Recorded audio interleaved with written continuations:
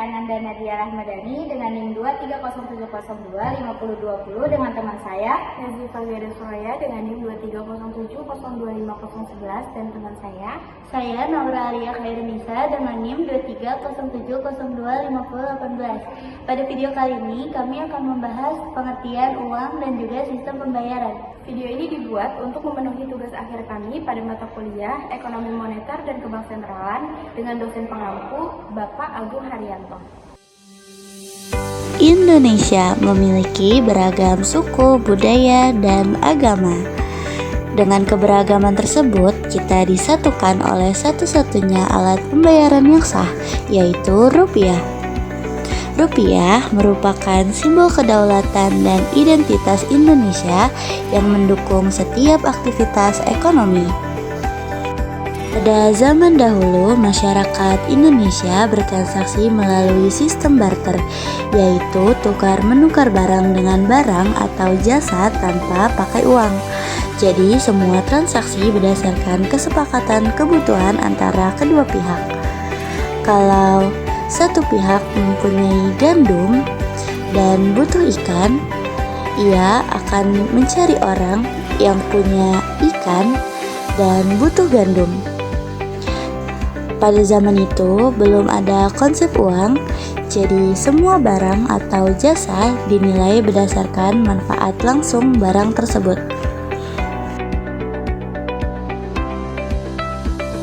Uang fiat adalah mata uang yang nilainya tidak didukung oleh komoditas seperti emas ataupun perak, hanya oleh kepercayaan masyarakat terhadap pemerintah atau bank sentral yang menerbitkannya. Cara kerjanya adalah pemerintah dan bank sentral menentukan jumlah uang yang beredar melalui kebijakan moneter, dan nilai uang dipengaruhi oleh kepercayaan masyarakat, stabilitas politik, inflasi, dan kekuatan ekonomi negara.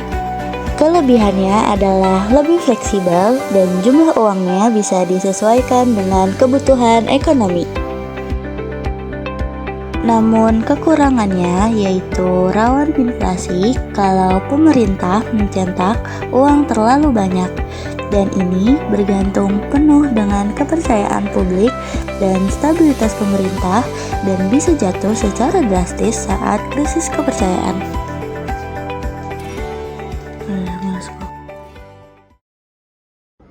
Menurut Miskin 2013, uang adalah sesuatu yang diterima secara umum untuk pembayaran barang dan jasa. Adapun menurut BAL tahun 2011, uang merupakan sekelompok aset yang berfungsi sebagai media pertukaran ekonomi. Uang itu merupakan mata uang yang berbentuk kertas, logam, ataupun rekening bank, sedangkan harta adalah kumpulan kepemilikan yang berfungsi sebagai penyimpanan nilai, dan pendapatan adalah arus penerimaan uang per satuan waktu. Misalnya, jika kamu punya uang sebesar 100 miliar dan kamu punya kendaraan pribadi sejumlah 900 miliar, maka uang yang kamu punya adalah 100 miliar dan harta yang kamu punya adalah 1 triliun. Berbeda dengan pendapatan, kalau pendapatan itu adalah uang yang kalian terima dalam 1 bulan penuh. Misalnya, kalian mempunyai pekerjaan dengan pendapatan 10 juta per bulan. Kalian penasaran nggak? Sebenarnya apa sih fungsi uang dalam perekonomian? Fungsi uang dalam perekonomian adalah sebagai landasan yang digunakan oleh ahli ekonomi untuk mengklasifikasikan suatu nilai barang. Fungsi uang dalam perekonomian dibagi menjadi 3. Yang pertama, itu ada alat tukar. Yang kedua, uang sebagai satuan hitung. Dan yang ketiga, ada uang sebagai sarana penyimpan nilai. Fungsi uang yang pertama adalah sebagai alat tukar atau medium of change. Kalau misalnya pada zaman dahulu kita membeli suatu barang dengan barang atau menukarnya satu barang dengan jasa, maka uang mempermudah kita dalam membeli suatu barang atau jasa. Uang sebagai alat tukar juga mendorong efisiensi ekonomi. Kalian tahu gak apa itu efisiensi ekonomi? Efisiensi ekonomi adalah kondisi di mana sumber daya yang terbatas dialokasikan secara optimal untuk menghasilkan barang dan jasa yang sebanyak-banyaknya dengan biaya yang sedikit-dikitnya. Uang sebagai alat tukar mendorong efisiensi ekonomi karena menghilangkan hambatan pada sistem barter yang dilakukan di zaman dahulu. Yang pertama, bisa mengatasi kebutuhan keinginan ganda atau double coincidence of wants. Yang kedua, ada mengurangi biaya transaksi. Dan yang terakhir, ada meningkatkan spesialisasi manusia dan pembagian kerja. Tentunya, uang sebagai alat tukar memiliki persyaratan. Persyaratannya adalah: syarat yang pertama adalah mudah distandarisasi, yang kedua diterima secara luas, yang ketiga dapat dibagi-bagi menjadi satuan yang lebih kecil, yang keempat mudah dibawa, dan yang kelima adalah mempunyai daya tahan yang baik. Itu dia fungsi uang sebagai alat tukar. Kalian mau tahu gak fungsi uang selanjutnya yang akan dijelaskan oleh teman saya? Simak terus ya. Pada satuan hitung atau di unit of account, uang digunakan untuk mengukur nilai barang dan jasa dalam perekonomian. Tanpa satuan hitung yang disepakati, maka proses pertukaran atau jual beli dengan menggunakan uang sebagai alat tukar tidak akan berfungsi. Di sini saya akan membandingkan adanya perbandingan skema antara ekonomi tanpa satuan hitung dengan ekonomi dengan satuan hitung. Yang terjadi pada skema ini adalah tidak ada nilainya yang menyebabkan tidak adanya keadilan, tidak efisien, dan tidak terorganisir. Sedangkan pada ekonomi dengan satuan hitung, 5 ton padi itu dimisalkan 5.000 kilo dikali 5.000 sama dengan 25 juta. Maka nilai jual pada 5 ton padi adalah 25 juta. Nah, untuk membayar itu semua bisa ditukar dengan 2 ekor sapi, 2 dikali 12,5 juta per ekor sapinya, sama dengan 25 juta. Lalu ada 10 ekor domba, 10 dikali 2,5 juta, sama dengan 25 juta. Dan juga ada 1000 ekor ayam, yaitu 1000 dikali 25.000, sama dengan 25 juta. Maka, kesimpulannya, pada ekonomi dengan satuan hitung, barang-barang tersebut memiliki nilai yang membuat terciptanya keadilan, keefisienan, dan juga terorganisir dalam sistem pembayarannya. Selanjutnya adalah saran penyimpanan nilai atau store of value. Yang pertama adalah menunda konsumsi ke waktu yang akan datang. Yang kedua adalah menjaga daya beli sejak diterima sampai pada saat digunakan. Yang ketiga, merupakan aset paling likuid dibanding dengan jenis aset yang lain. Likuiditas menunjukkan derajat atau tingkat kemudahan untuk ditukar menjadi alat pembayaran atau uang dalam rangka melakukan transaksi atau konsumsi. Semakin mudah sebuah aset dikonversi menjadi uang, maka semakin likuid. Selanjutnya masuk ke jenis uang. Secara grafis besar mempunyai 2 bentuk. Yang pertama adalah uang komoditas atau commodity money, yaitu uang yang berbentuk suatu komoditas yang mempunyai nilai intrinsik. Yang dimaksud dengan nilai intrinsik adalah komoditas tersebut tetap mempunyai nilai ketika tidak digunakan sebagai uang. Yang kedua adalah uang fiat. Sejarah mencatat sebagai komoditi pernah digunakan sebagai uang mulai dari tablet tanah liat atau sumeriah, hasil pertanian atau gandum, tembakau, garam, rokok. Akan tetapi karena sifatnya yang tidak cocok untuk menjadi uang, maka kemudian hilang tersisa 2 jenis komoditas yang bertahan sampai ratusan tahun sebagai uang, yaitu emas atau disebut dinar dan perak atau dirham. Emas dan perak dapat bertahan menjadi uang karena sifat logamnya yang dapat memenuhi kriteria sebagai uang. Bahkan emas karena sifatnya sebagai logam mulia sangat ideal sebagai uang. Dinar berasal dari kata denarius, adalah mata uang kekaisaran Romawi. Dirham adalah mata uang kekaisaran Persia atau Sananid. Uang komoditas, uang logam atau coins. Uang komoditas, yang pertama adalah uang logam atau coins. Yang kedua adalah uang kertas atau paper money. Yang dimaksud adalah uang kertas dan logam di atas sebagai uang komoditas adalah karena dalam penerbitannya, uang tersebut dijamin didukung oleh komoditas lain seperti emas, gold standard system. Kandungan yang ada di dalamnya adalah yang pertama, full bodied money. nilai uang sama dengan nilai intrinsik komoditasnya.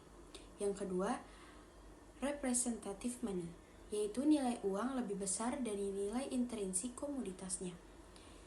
Yang ketiga, commodity money sudah tidak dipergunakan lagi sekarang ini dan diganti dengan fiat money. Nah, selanjutnya itu ada uang fiat. Nah, di mana fiat itu berarti dekrit atau keputusan yang mempunyai kekuatan hukum. Sedangkan kalau fiat money itu keputusan yang berkekuatan hukum oleh negara atau pemerintah yang ditetapkan sebagai alat pembayaran yang sah atau legal tender itu secara hukum. Nah, di mana negara harus memastikan tidak adanya pemalsuan atau counterfeiting untuk melindungi uang fiat tersebut. Nah, ketika negara menerbitkan uang fiat, pemerintah tuh akan mendapatkan keuntungan finansial atau stake knowledge of printing money. Nah, uang fiat money atau uang fiat dalam bentuk uang, yaitu dalam bentuk uang kertas dan koin itu disebut juga uang kartal. Nah, dimana dalam sejarah uang kertas pertama kali itu digunakan oleh dinasti Qin, yaitu di Cina, kurang lebih 1000 Masehi. Kenapa? Karena kerajaan di dinasti Qin itu kesulitan mendapatkan logam, terutama lembaga untuk membuat uang. Nah, jadi penggunaan fiat money merupakan evolusi dan uang komoditas yang baru. Di mana uang komoditas berupa koin, emas itu mempunyai kelemahan. Antara lain itu tidak mudah dibawa atau disimpan dalam jumlah besar. Terus juga tidak aman karena dapat hilang dan mengundang perampokan atau pencurian.